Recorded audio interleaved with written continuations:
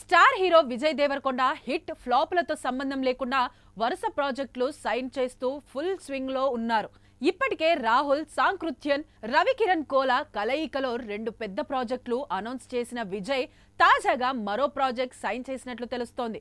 Latest update ప్రకారం director Vikram Kumar దర్శకత్వంలో ఈ సినిమా తెరకెక్కనున్నట్లు తెలుస్తోంది.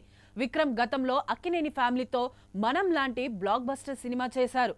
దీంతో విజయ్ దేవరకొండతో రాబోయే ఈ సినిమాపై ప్రేక్షకుల్లో అంచనాలు భారీగా ఉన్నాయి.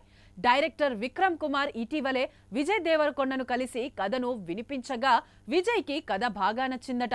దీంతో వెంటనే ప్రాజెక్టుకి గ్రీన్ సిగ్నల్ ఇచ్చారని సినీ వర్గాల్లో టాక్. అయితే దీనికంటే ముందు విక్రమ్ నితిన్తో కలిసి ఒక సినిమా చేయాలని అనుకున్నారట.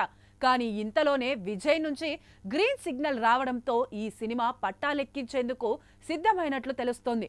ప్రముఖ నిర్మాణ సంస్థ యూవీ క్రియేషన్స్ బ్యానర్ దీనిని నిర్మిస్తోందని సమాచారం.